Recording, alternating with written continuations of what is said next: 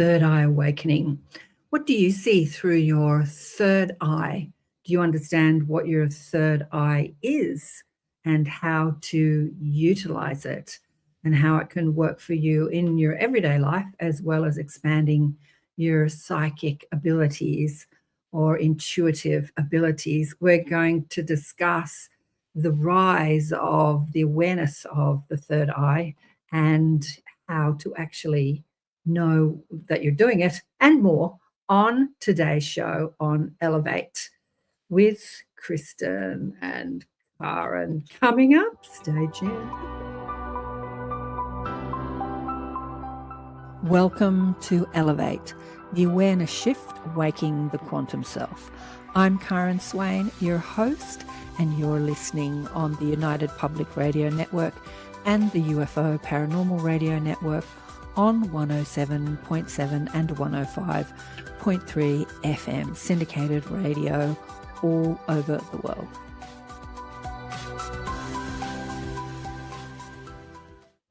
G'day, and welcome to another show, Elevating Consciousness, the awareness shift, waking the quantum self. I still have to thank KAren for that, because she's the one that gave me the byline of Elevate, the awareness shift, waking the quantum self. We were looking at names. Do you remember, Kristin? We were looking at names. I do. She put out a few of them, and I said, gee, I like all of those. Can I use all of them? So I used a couple of them. With my co-host, Kristin. Welcome, Kristin. Great to see you again. Who is a rock star and was on ATP Media this week doing an interview. And you did so well. You weren't You weren't as bossy as I am, because we had discussed, not letting the guest drone on and when do I interrupt them? Because, so many people don't know how to share their stories because they get into too much detail. They get into detail that's meaningful to them, but it's not meaningful to the listener. And I have to say, Sean, who I reached out to in 2018 to share his story, and he was still recovering from his NDE, didn't make it on. And I'm thinking he's had all those years to practice, but he still does it. So when people are sort of waffling, I tend to interject and ask a pertinent question. And you did that a little bit. But you're a bit more polite than I am. I've had years of training in the corporate customer service world, how to get my point across while smiling and being very polite. Yes. Hey, Vladdy, hello, Shirley, everybody. Heidi, look at the gang online. I love Shirley. We love you, Shirley. Ooh, yeah, the third eye awakening. She says, yeah. And Vladdy, we're going to talk about what it all means. Hello, KAren, Kristin, and friends, beautiful souls from Colorado, the gorgeous Heidi. Yes. Third eye awakening. Well, a lot of people say when they're becoming aware of their psychic abilities that they have one of the clairs stronger than the other clair. I feel things more than I see things, or I hear things more than I see things, or I see things more than I feel things, or hear things. We sort of try to compartmentalize our clairs, even calling them the clairs, claircognizance, clairvoyance being the seeing. What do we call clair hearing? I can't remember. Clairaudience. Audience, whatever it's called. Audio. I say, rubbish. You're utilizing all of them, just like you're utilizing all your physical senses. Maybe, says me with glasses on, some are stronger than others, but I'm pretty sure I have crappy eyes because I'm on computers all the time. If I wasn't on computers all the time, I'm sure my eyes would come back. Why not utilize all of them? And I'm going to ask you, Kristin, what does third eye mean to you, like from your perspective? I know you said that I can talk about what the church says about the third eye. I didn't even know the church talked about the third eye, so I'd be interested. Well, they don't, but this is one of those things that carried over for me was, and this is just going to the Mormon church. And the Mormon church was founded by a young man who was 15 years old, and he had a vision in the forest when he went to go pray, asking for truth. And in this, the first vision is what it's called. Mm-hmm. God the Father and his son, Jesus Christ, appeared to him and said, none of the churches are true, so go start one and we're going to teach you everything. But what I was taught about that vision is that they were in their magnificent glory and he was not able to see it with his human eyes. And if I were to look upon an angel, I would have to use my spiritual eyes Oh, to they call see it them. eyes. And so I grew up with this thing that like somebody having visions and prophetic dreams, that they were using their spiritual eyes. Uh-huh. And it took a little while once, my chakras, I felt them activate. And when my third eye actually activated, I was like, this is my spiritual eyes, or is it my third eye? But, it's very centralized in the one. And so that's one of those things that it was easy for me to wrap my head around, I guess. Yeah. Yeah. Yeah, that's interesting. Yeah, we use different vernacular for it. Like I was talking about in the movie Powder, he was talking about being telepathic, but he didn't use the word telepathy. He said, I can see what people are like on the inside, is how he used it, meaning he was reading their thoughts and their subconscious thoughts and their thoughts. Yeah, we use different vernacular, their spiritual eyes. Yeah, but in truth, we are all utilizing our third eye all the time. All the time.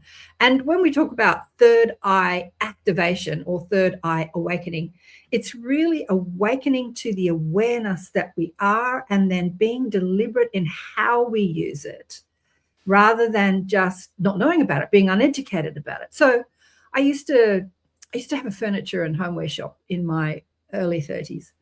And I'm very visual. People say I'm a very visual person. I can see things. I can imagine stuff. I can design stuff or pick stuff out of the ether, like download stuff, like draw stuff or design stuff, or that's all part of the third eye awakening. I remember selling stuff to people in my shop, like a cushion, and one woman said to me, can I take this cushion home and see what it looks like on my couch? And I looked at her and I'm like, you can't visualize that. You've got this red cushion, you've got this white couch. You can't visualize your couch and then imagine what this cushion will look like on your couch. And she's like, no, I have to see it with my outside eyes. And that's being lazy, because we all can imagine. Like when I was discussing this, as I said to you before, I remember a conversation I had many years ago talking about the third eye with somebody. Before I was teaching it when I was a young girl, and I'm saying, well, can you visualize your bedroom? Because we were away at some talk or conference, and we were having lunch. We were talking about the third eye. And she said, yeah, I can visualize my bedroom. And I said, well, that's you using your third eye. And she said, but my bedroom already exists and I already know what it looks like. So it's not me using my third eye. It's just me using my remembrance. But still, you visualizing it, you remembering it, and visualizing it in your mind's eye is the utilization of the third eye. A third eye awakening, as I say, is understanding that, and understanding that imagination is your soul talking to you, because often we imagine stuff, good or bad. When you watch horror movies or terror or the news, something terrible, and then you start imagining that happened to you. Like there's been a lot of shark bites happening in Australia at the moment, and there's all sorts of terror and fear pumped out by the legacy media that wants to keep you afraid of sharks. And so when you see something like that, you think of yourself swimming in the ocean, you see it, and then you see a shark biting you, and then you can imagine this happening to you. That's you utilizing your third eye to create something you don't want to happen. My first thoughts on third eye is the saying, I have two eyes, and to look and one to see. Yeah, Heidi, that's beautiful. I have two eyes to look and one to see. Absolutely. I often think about this with blind people who are physically blind, how they're seeing the world. They're seeing the world often through their third eye. They're seeing the world through their third eye. Yeah, so we're all utilizing our third eye all the time. It's just are we understanding it, and are we knowing what we're seeing? Are we being deliberate in it? Often when you're receiving guidance, as all of us do, they will utilize your third eye. I remember years ago, how old was I? I was in my 30s and struggling to be a, spiritual healer and a single mom raising a kid and, doing all that sort of drama, panic. And my washing machine broke. And this, I called a repairman. I don't know where I found him. A little old guy came and fixed it very, dutifully and didn't charge me a lot. And I was very grateful. And then it broke again. And he came back and he fixed it again and he didn't charge me again. And then it broke again. And now I'm panicking, thinking, what the hell's going on? Why is the universe punishing me? Why is it punishing me? And this little old man that came to fix it never charged me each time he came back. And he came back again. And I thought, something else is going on here that I'm not looking at because I'm in my drama. I'm in my, I can't afford this, oh, poor me story, Yep. pity.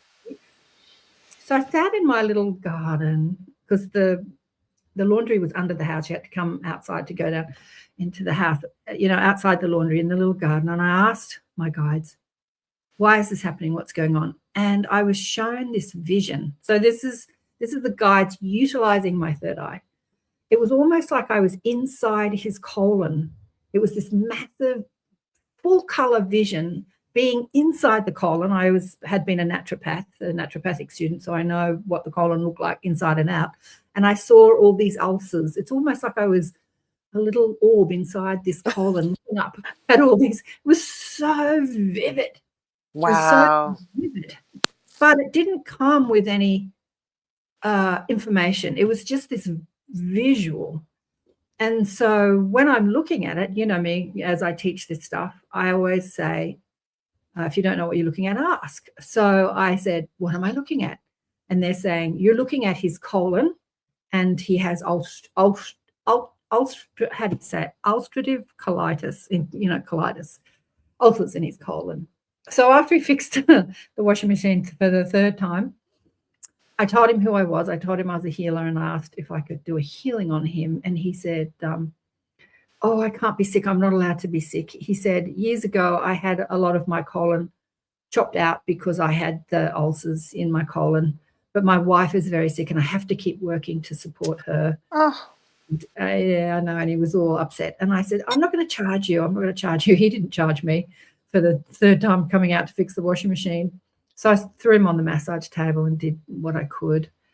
And but it was interesting. He confirmed what I was seeing, but he said, I had that chopped out. I can't have it again. But it had come back.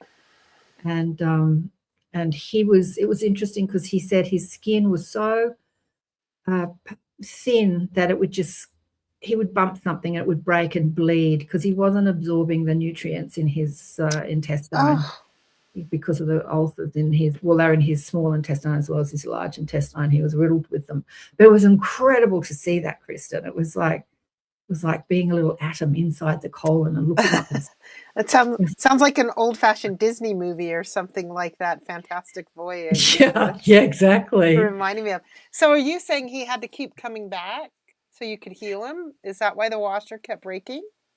Yeah, he kept coming back because I was working as a healer, but as I was in my drama, he was needing some help. And he was a stubborn old man that felt like he couldn't get sick because he had to look after his sick wife. And so he wasn't seeking help. And the guides sent him to me to get some help. And they utilized my third eye. It was just one of the clearest visions. But that's how we can utilize our third eye, is we can ask and then we get an image. An image is shown to us, or it's happening all the time, actually, because we're thinking all the time, we're asking, we're desiring, we're worrying, and we're imagining stuff. Sometimes the imagination is connected to our worry, and sometimes it's connected to our asking. And often we write it off as imagination and pay no attention to it. You know me, when I teach this stuff. Yeah, you do. I say to people, what did you see? And they'll go, they've already written it off. No, that didn't make sense. Like, what was the first thing that came to mind? Nah, no. And then I, harass them until they tell me.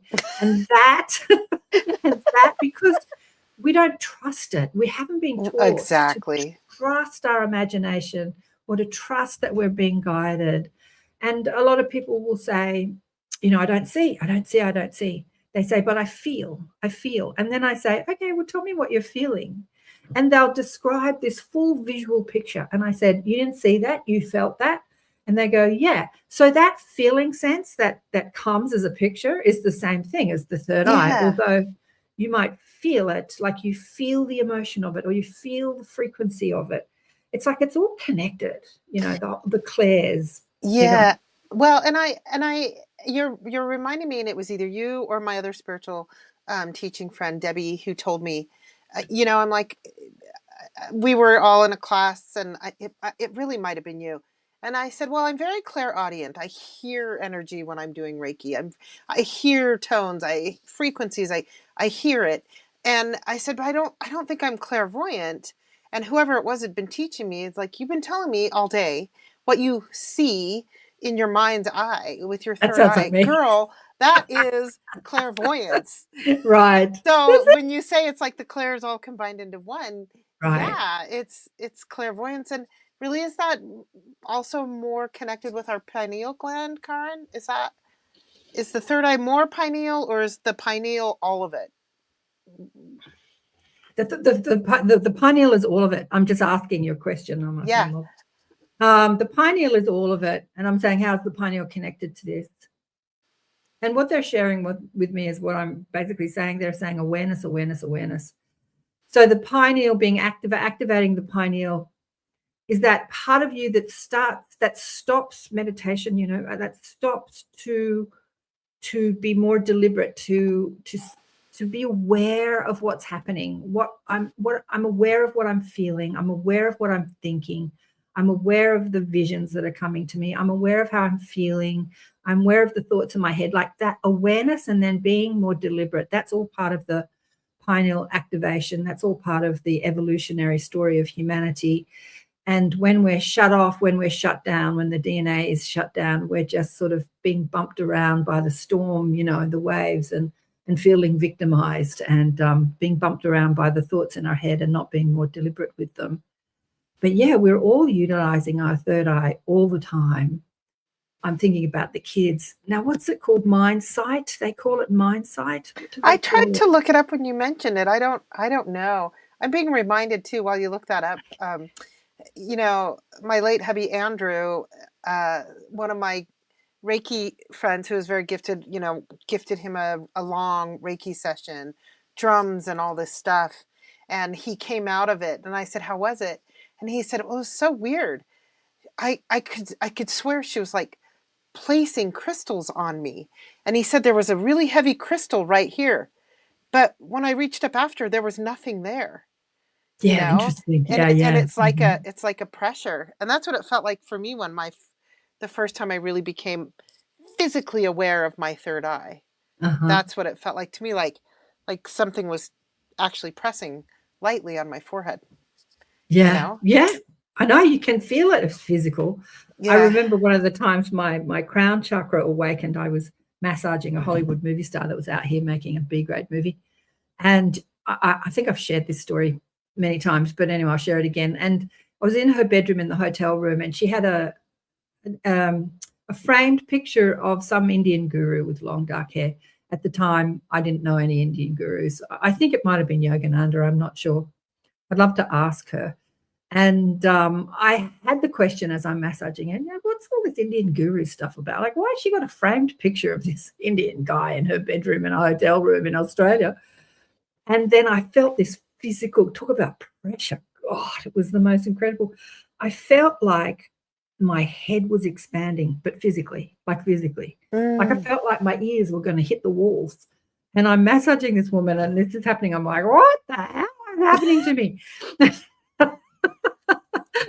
it felt physical. Like when we think about energy, physical energy is just energy. It's just denser energy that we perceive as solid or physical, but it's all energy, right?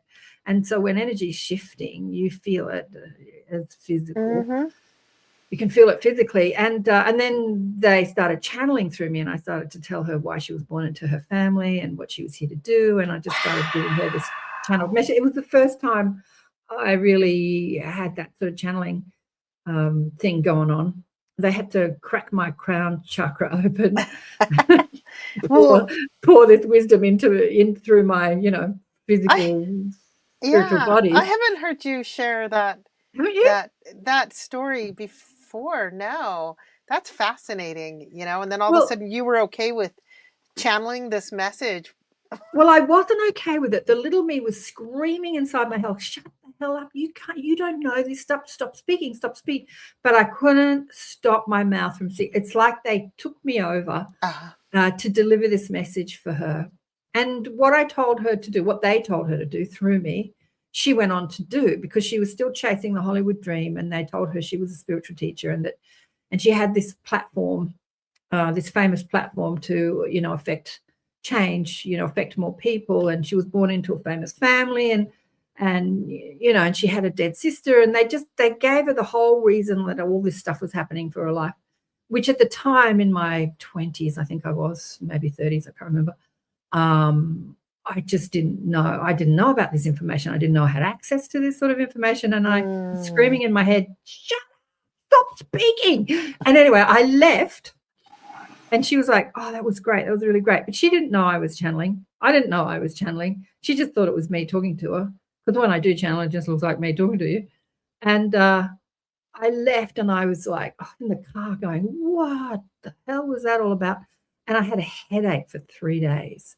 And I remember I went to my acupuncturist, and I was telling him about it, and, heal me, because I had this throbbing headache, because my physical structure wasn't up to speed with the amount of energy that was flowing through me at the time, because I was still young and criticizing myself and unsure of myself. And not that any of that completely goes away, but it was a lot more potent in those days. And I wasn't a vibrational match to the energy. And so my physical structure sort of was hurting afterwards. Can I tell you what vision I just got in my third eye for you? Yes, please. That you went there, and her guides were with her, or her yogis, or whatever, and you had a certain vibrational frequency, and they said, all right, are we going to use her? Let's use her. And they used you. And you had the frequency, even though the rest of you hadn't caught up. That's exactly, I just got this whole huge third eye vision. There you go. Yeah, there you go. know? Yeah, and getting back to the third eye, when people do tell stories, as we often do, you visualize it as people are speaking. Like, you visualize it. And even when you're speaking to someone on the phone and you don't know what they look like, before we could see people on phones, and it's like, what do I look like? And then you start visualizing it. And sometimes you can be way off. You can be completely wrong. But I remember years ago, again, doing a course, which I use when I might teach my students too, of this guy teaching us about our third eye ability. And he said, I'm going to think about somebody. He was doing it in just a little group. I think it was one of the Academy of Lights that I was facilitating, and he did this little exercise with us. I'm going to think about somebody, and I want you to think about and describe to me who I'm thinking about. It's going to be a friend of mine. Now, as you don't know who my friends are, what that person looks like, but I want you to pick the first thought that comes to mind, and it might be a friend of yours, and you're being given the image of someone you know. It might be an actor, it might be a friend of yours that is similar in look to what I'm visualizing in my mind. I guess he was sort of teaching us about telepathy too. And he would go around and he would ask people to describe what they're seeing. And they would describe friends or people they know or people they've seen. And then he came to me, and I was describing somebody I knew. And he was like, whoa, that's so spot on. But I wasn't seeing his friend. I was seeing the what I was given by my guides that were very similar to who he was visualizing. I thought that was a great exercise. Interesting. Yeah. Let me pull up this comment Heidi made. I've had an experience in a class. We were reading each other's auras. I said brick red, which I thought was kind of rude and not a pretty color, but it 100% resonated with the girl I was reading. Yeah. So yeah, you just have to trust whatever that is too. Trust. Yeah. I remember Sandra Champlain talking about this. The first time she did a course, and she was blown away at how had described something that was spot on. At the early part of the course, she was seeing something that was spot on to the other person. And then she got really confident and cocky, and she started visualizing all that stuff. And she said, and she was wrong for all the other times, but she was right the first time. And she's like, she scratched her head and she's like, how come I couldn't get it right the next time when I was right the first time? Yeah. And I thought about that. I listened to her say that years ago. I thought about that and I said, yeah, what was going on there with her? And I think that's when the intellect takes over. Because when we think, now I know how to do this, we try and control it with our intellect, with our mind, instead of allowing it to come. Yeah. And instead of being an empty vessel and just allowing source, soul, spirit to put inside your cup what they want you to see, to put inside your vessel, we start being more controlling and we start making up stuff like we start making up stuff which is not accurate. And the clue to all this is to relax and let it come. Relax and let it come. Relax and let it come, instead of trying to make it happen. Yeah, go on. I recall sitting in one of your trainings with us with the Inner Sanctum a few years ago, and we were to get in touch with our galactic team or our higher team, like you call yours the mob. And I connected and I was taken up an elevator. I don't remember if that was part of your vision. I just know my stuff's always quite mechanical and stuff and abstract like that, not like beautiful flowing grassy knolls. My stuff's always like up an elevator and in a big empty room. But there were all these beings in there, and I'll tell you, they're very odd looking and they don't look like anything I've ever seen, although they're not ugly, but they're odd looking and they're very beautiful and loving. But I would have never imagined that in my whole life.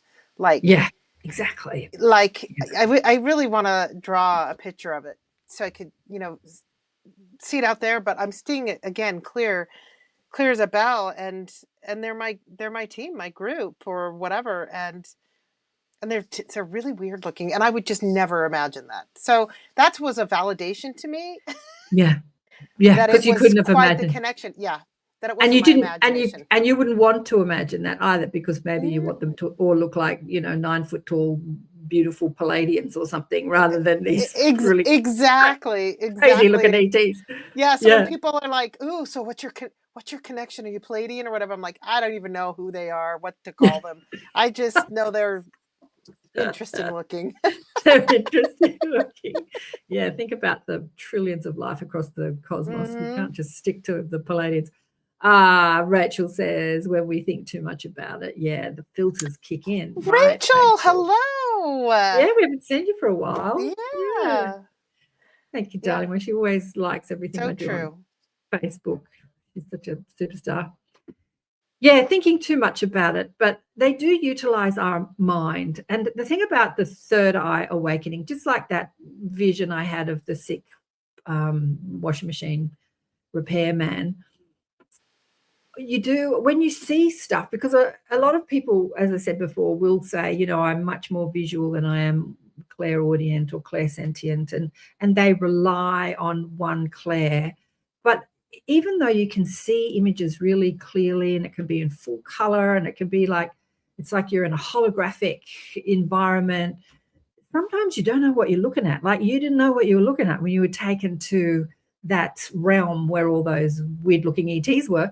And so you have to ask. And when you ask, you get that information to you in the form of thoughts, or sometimes it literally feels like someone's talking to you. So you hear a voice, or you just hear your own thoughts, or you have a knowing. What do you call that, Claire? Where you just know, like you get a download. Is it clairsentient? I believe it's clairsentient. I think that's clairsentience, like when you feel it. Oh, claircognizance. Claircognizance. There you go. Yeah, just say a knower. You're just a knower. That's so much I'm a easier knower. Yeah. For now. Yeah. So I love the just knowing, because that's such much more efficient way of receiving information, rather than seeing it and then having to work out what the hell am I looking at, and then listening. Like, you just get this full download where you just know everything all at once. It's so bizarre. I think that I listened to someone talk about, it's like back in the days where you got a DVD. It's like somebody hands you a DVD. So you've got all this information in your hand, but to unwrap it, you have to put the DVD in the DVD player and press play and then watch the movie unfold. But yet you've been handed all the information in one go. Like, this is often what claircognizance is. It's like you get this knowing, and then trying to describe what you know is like a long process, even though you've received it in that one moment. Oh, yeah. I love that visual. That's incredible.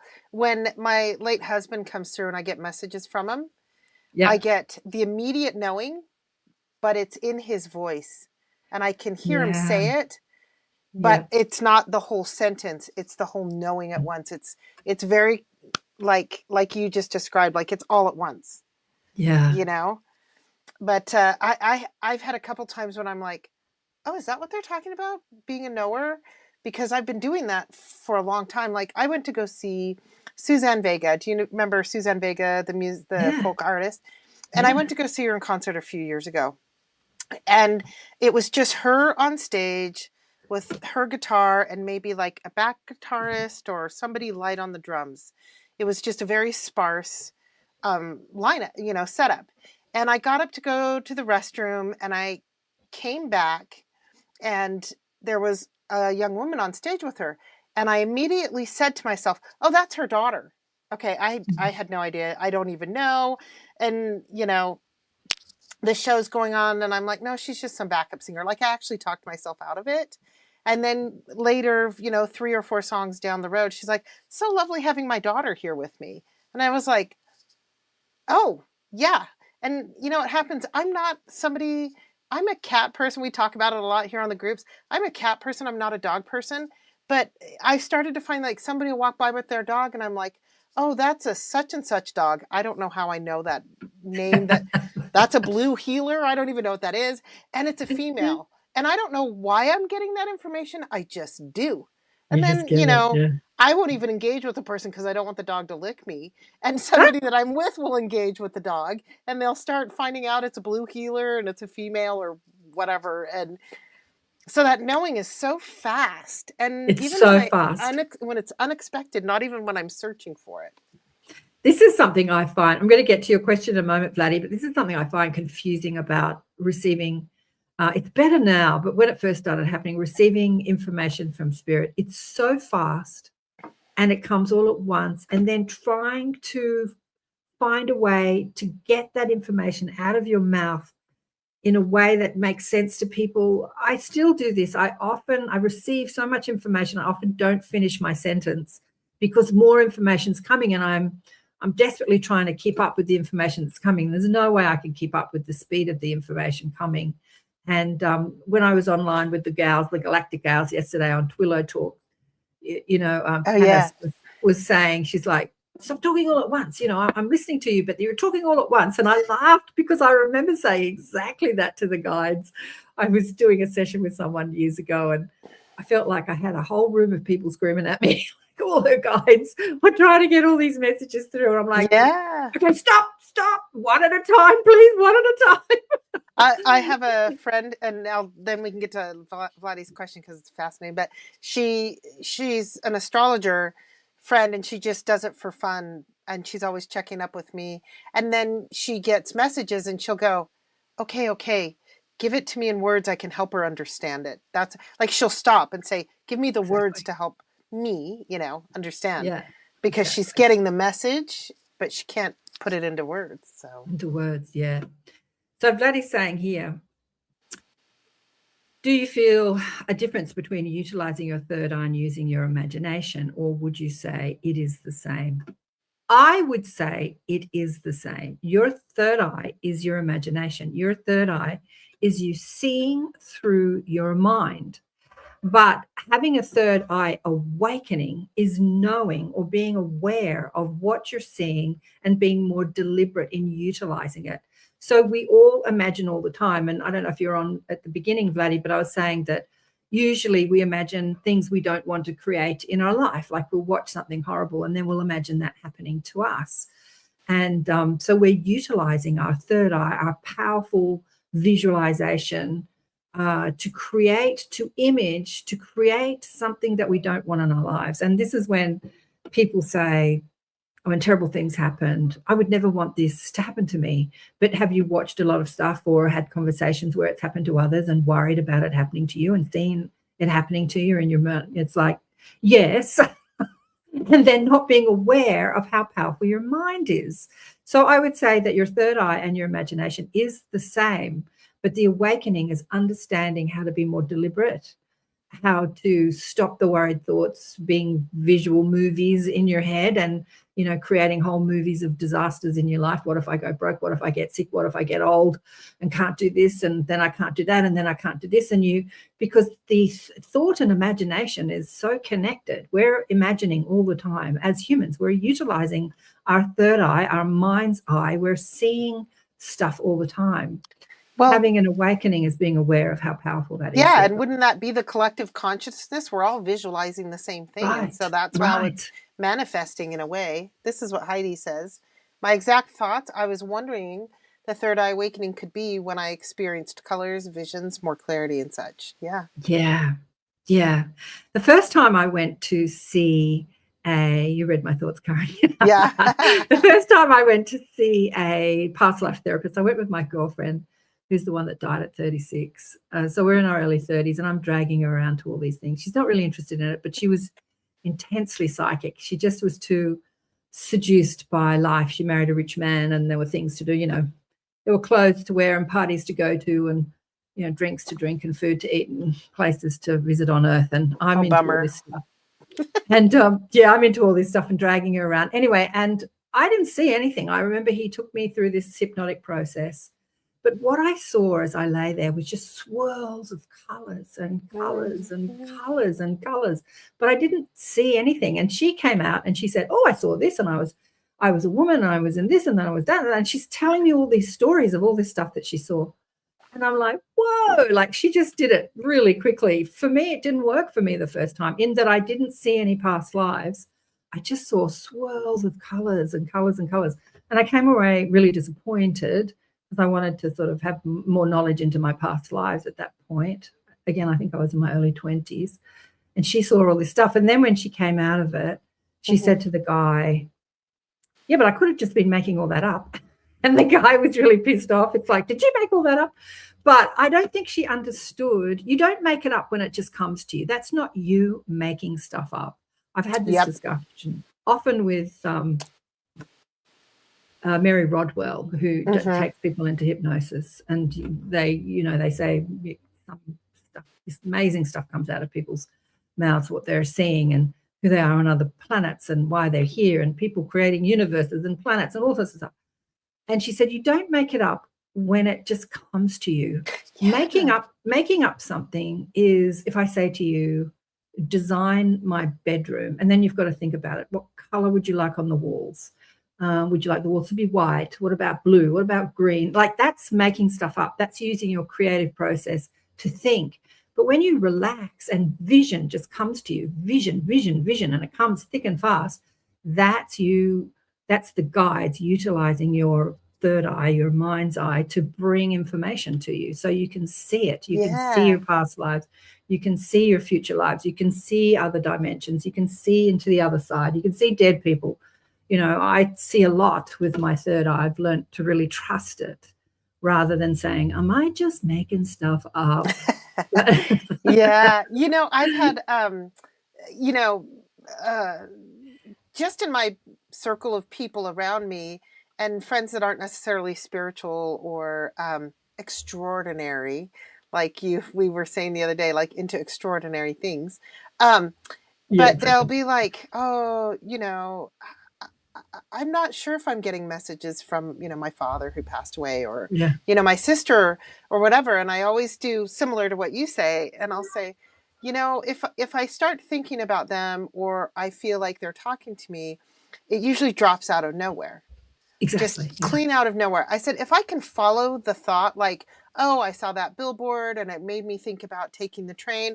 And then I remembered when we were kids and we rode that little train ride at the zoo. And then I started to think of my brother. Like that's different than boom, out of nowhere, this memory image, and my brother and his love engulfs me. And, it's way more like just drops in like that. Just And drops so, in. Yeah. yeah, so I mean, it could be our imagination, but I think our imagination helps us flesh it out. Well, it is our imagination, but it is guidance utilizing our imagination to deliver a message. That's why I think we've got to redefine the word imagination, because what's connected to the word imagination is that it is not real. So if your guides or your soul is utilizing your mind's eye, your imagination, you're imagining stuff, they're utilizing the way you do that to deliver a message. Who's to say it's not real? A lot of people who are dead, have had near-death experiences, often speak about being in other realms with other dead people, whatever you want to call it, spirit, and they say it was more real. It was more real than this world. And I often think about this, when we die, we understand that this physical realm, this physical drama that we're all engaged in, is something we imagined. We made up. Our soul, it's our soul's imagining. It's like we made it all up. And yet we call this, we call our imagination not real and this real. Yeah, there's Heidi saying? Oh yeah. Are you gonna pull up what Heidi says there? Yeah, you pull it up. Do you want to pull it up? Yeah. If you want, I'll read it. I had always thought that what I saw in my mind's eye was memories of movies or experiences, or even pareidolia, where you see faces and clouds and such, but I've learned to trust it. I've had several, then she continues in the next one. I've had several situations where I wouldn't have known. Yeah. Exactly. Fascinating. There's a whole line of spiritual teaching that I've learned, the Munai Ki, which is the Peruvian shamanism. And one of the guides, Oakley, I can't remember his name, that wrote a book that's like my favorite book on it. He calls it sincere pretending. And pretending could be almost viewed as worse, but like intention, use your imagination with sincerity, like sincere pretending. That. Yeah. I would call life sincere pretending. Yeah. I would call that life. I would call that physical life, because we're pretending to be what we're not. We're pretending to be separate to each other. We're pretending to be angry. We're pretending to be upset. We're all that limiting thought forms is that sincere pretending. I love that, Kristin. Yeah. We're going to do a station ID break. You're listening to Elevate, the Awareness Shift, Awakening the Quantum Self on the United Public Radio Network and the UFO Paranormal Radio Network on 107.7 and 105.3 FM. Get it right, Karen. Syndicated radio all over the place, coming out of the Gulf Coast and New Orleans on syndicated radio. There's a UFO. Woohoo! And we're talking about activating the third eye awakening. And as I said before, the awakening, we are utilizing our third eye all the time. Our third eye is our mind's eye. What did the Mormon Church call it? Spiritual eye. Yeah.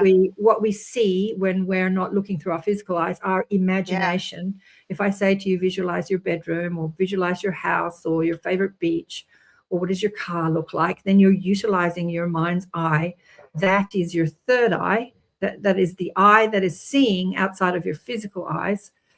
And being awakening to that is being aware of how guidance is given to you through that. It's like discerning. Mm-hmm. It's discerning the difference between you utilizing your mind's eye to create a future you don't want, worry and visualizing things that you don't want, and being more deliberate and powerful in imagining the life you do want, and then receiving messages that are given to you from your soul, from spirit, from other realms, from other dimensions, that also utilizes your mind eye to deliver a message. Yeah. And that is what awakening is about, is awakening to the awareness of who you are as a quantum self, as a multidimensional being, as spooky action as a distance. Spooky action at a distance, yeah. Spooky action at a distance. Critical mass. Now, what's the word I'm looking for? Einstein described it as spooky action at a distance, where there is no separation between what's happening in two places that's happening simultaneously. Oh, quantum entanglement. Thank you. Quantum entanglement. Yeah. And check out what Desley says too. Oh, go ahead. Sorry. I'd just like to say to people who are listening, we've got a lot of comments. I'm not looking at the comments. that if you're liking the show, please like and subscribe. We've got to get Kristin's YouTube channel up and running so you can like and subscribe on her channel as Yeah. well. Because the Elevate shows have been getting less and less traction lately. I don't know why. Maybe people think we're boring or I'm boring or whatever. But as I say, the algorithms on all the platforms that you listen to this on will know that you're interested in this. They'll show you more of it if you engage in the content. So not just the live comments, but after the show, leaving a comment and liking and subscribing. That's when the algorithm says you're interested in this, we'll show you more. And if you're interested in this, other people are going to be interested in this, so we'll show. So it's a way of spreading this knowledge, because what we're doing now is I'm just teaching people for free without charging you on these shows. Yeah, and the intention was to start this more as a Q&A type of platform, the one during the week, and that's where Desley's got a question. That's why I put it up, which I think is a really good question. I see energy everywhere, and when I go to bed at night, the picture show begins, and the downloads of the grids and the glyphs, swirling, pulsing colors. Why only at night and not during the day? Yeah. The first thing that came to mind, Desley, was that is what you believe happens. That's also an agreement that you've set up subconsciously with your team. At night is a time where you can pay attention to it, focus on it. Maybe during the day you're busy, you're doing things, you're seeing clients, you're busy.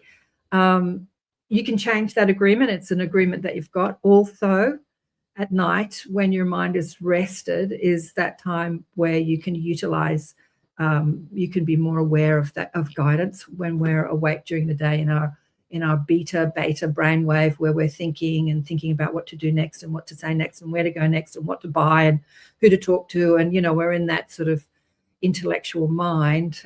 It's harder to penetrate that mind than it is the rested mind, the alpha theta states. When you're in a more rested state, you have access to memory alpha. Then you drop into a theta brainwave. Often that happens just before we go to sleep. We drop into a theta brainwave just before we go to sleep. Often I do anyway. Often when I'm falling asleep, I'll feel that absolute bliss where I drop in frequency. And I'm just in this, this feels so good. And then bang, I'm out.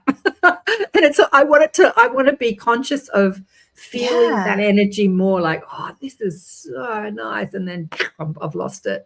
But it's like sleep allows us to drop into that. So at night your mind is more rested, so you can pay attention on the messages. But you can receive them anytime you want. I know you do. Desley's pretty in tune. She's in tune. Yeah. The thing about having a Q&A is all my people that watch the shows are so tuned in. They don't have any questions. They just want to tell me. They just want to tell me how it works for them. They're not asking questions. True. They're sharing stories. Yeah, you love that moment too. You know that moment, Shirley, where you're just falling asleep. I notice it so often, and you move into a different frequency. Yeah, I felt that like bliss. Yeah, I felt that since I was like 10 or 12, because I don't sleep a lot and I have trouble falling asleep, and so I've been very aware of when that moment comes. And only in the last couple of years did I realize that's a very spiritual place to be. Even though I noticed it many years ago, but I do feel it's quite that hypnagogic. Like I can start getting messages. I don't know theta, beta. I need to study those, but I love the way we use the word spiritual. To me, everything is spiritual. There's nothing that is not spiritual on this planet. Nothing, even the most heinous thing. It's all spiritual because we are spirit having a human experience. So everything is spiritual. But I know what you mean when we utilize the word spiritual. It's almost like utilizing the same word. It's a very aware place to be. We're more aware of who we are as energy, as spirit, as multidimensional. It's a more aware place to be. That's what awakening is all about, the awareness shift, waking the quantum self. I love that title. So do I. And quantum meaning like my huge expansive self through the whole universe. Yes, right? Like the quantum entanglement. Like we are entangled in or throughout time and space. We are physical and non-physical. We are galactic and human. We are past, present, and future all at once. We are quantumly entangled with source energy. There is no time. There is no space. We are entangled with all of it. Here in this third dimensional reality, we are experiencing limited linear time and space as the illusion that feels real. But as I say, often when people move to the other side or when we die, we understand that this is the dream and that that is the reality. But while we're here, we're believing this is the reality. Yeah, this is real. We always say, what's real? What's real and what's not real? All the scientists, that's not real because you can't prove it with a ruler. But you know what? See this little thing in my hand? Like, I have this belief that, it sends messages through energy, all the Right. way that I could actually call you on it right now.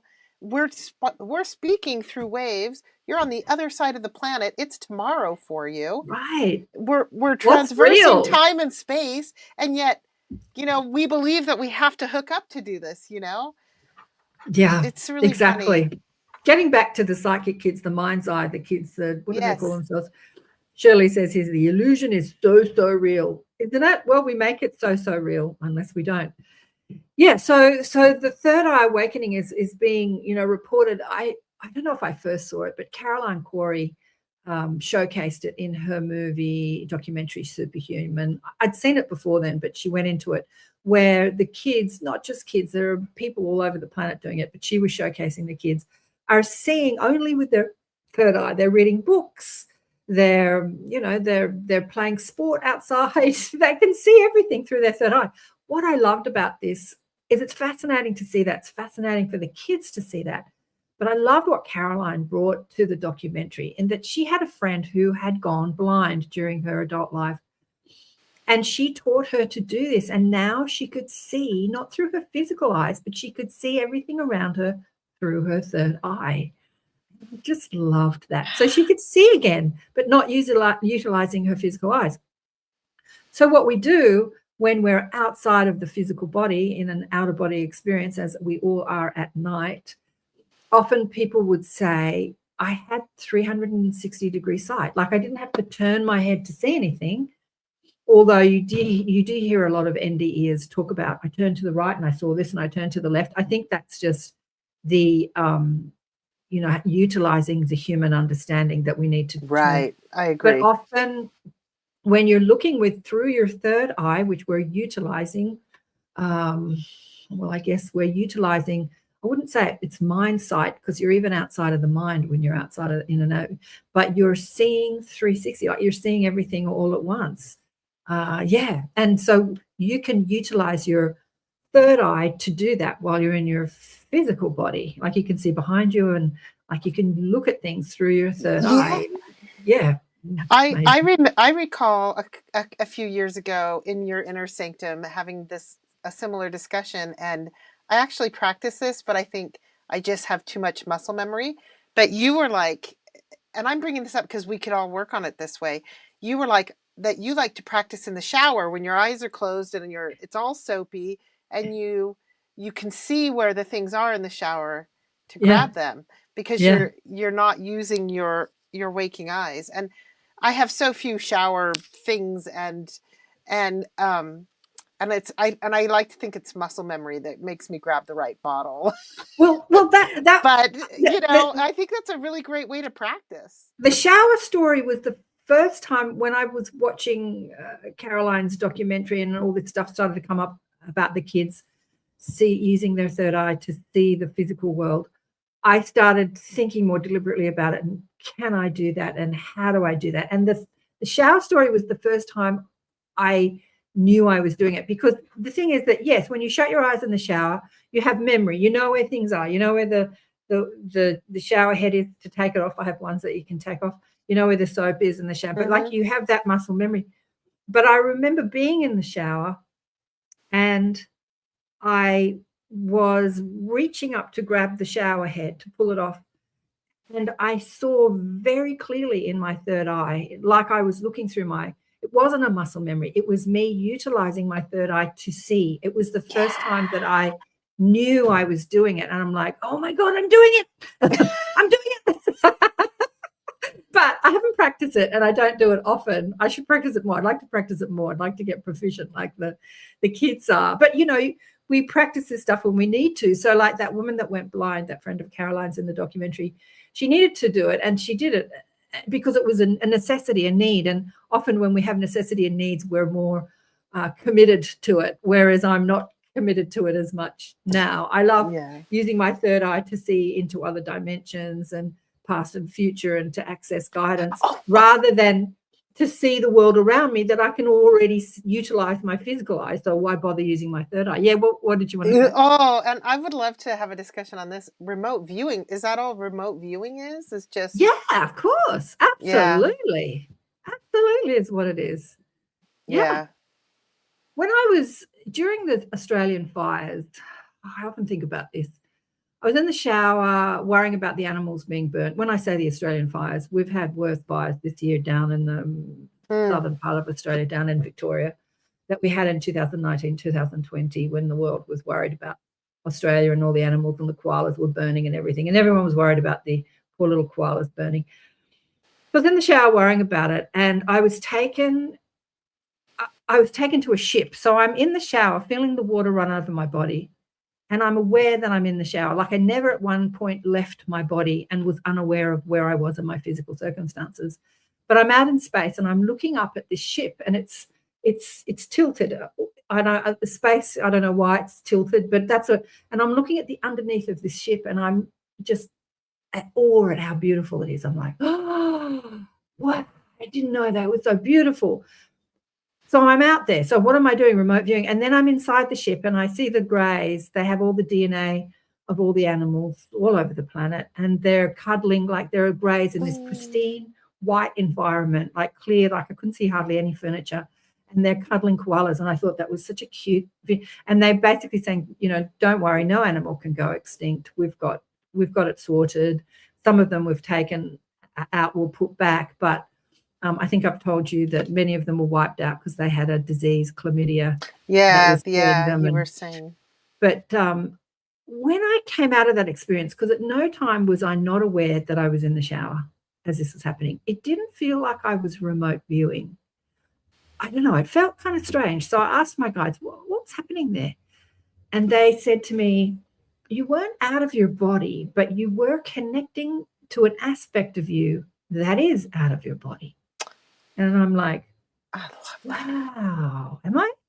And that aspect of you that's out of your body, that's not physically focused, can, you know, cruise around the universe and look at spaceships and be inside spaceships. Was that remote viewing? Is that a remote viewing? Maybe. Is that what we understand as remote viewing? Or are we just utilizing our consciousness? Because I've done it before. During September 11, time is it? I was at home in Australia watching it, you know, play over and over again on the television, and I wanted to help. I felt like I needed to help. And I took myself over there in my imagination. I remote viewed, and I saw all the souls leaving their body, and I saw all these other souls who had been physically focused, like the firemen and other people who had died, helping people who had died that didn't know they were dead. And the firemen were very... the firemen were the ones saying, look, come with me, because the people were now dead, and they saw a fireman and they trusted the fireman to take them where they needed to be. Even though the fireman was dead and they were dead, the fireman knew that he was dead, but the person didn't. It's like, it's okay, you're safe, come with me. And so they were helping people cross over, for a better word, or helping people in the confusion of being 1 minute alive, 1 minute. And I was just watching all this unfold, but at the same time, I'm still in my body, in my house in Sydney. I'm just sort of imagining it, but it felt like I was there. Was I remote viewing? Probably remote viewing, but remote viewing in another dimension. I wasn't remote viewing on the physical earth. I was remote viewing in an astral plane where people are when they first leave their body. And to me, it was amazing. I was given all this information that a lot of the firemen that died had this agreement that that's what they would do, that they would die, and they would be conscious and aware of who they are as guides, as angels, to help people, because there was this mass crossing over to help Right. people. And it was fascinating to me. But yeah, that's all part of the third eye. I mean, it's awesome. Awesome. I just saw your word, Shirley. Awesome, awesome. Yeah. What we can do, like where we can go, what we can do, what we can look at. Who needs Netflix when you've got your third eye open? It's your quantum self, Karen. Right. Yeah. Your quantum self connecting. But it was interesting to me that the guide said there's always a part of you that's not physically focused. It's not in your body that you can connect to, and then utilize that connection of you here and you there and what that part of you sees. Is that higher self then? Or is that different? No, they're saying it's not higher self. It's an aspect of the soul aspect, because the soul is, mighty, and the soul extends itself into different physical forms. But there are, the aspects of the soul are extending itself into the physical realm, the astral realm, the causal realms. Like, it exists in all different, we are multidimensional. We exist in all different layers of reality, and we can connect to those different realms. Often when I'm speaking to higher guidance, I'm connecting to I call it higher. It's not really linear. It's not higher or lower, but more exalted wisdom that's coming through as guidance. It's not really connecting into the astral realms. I'm connecting to a different level of consciousness. Yeah. Thank you for these words. Level of consciousness. Yeah.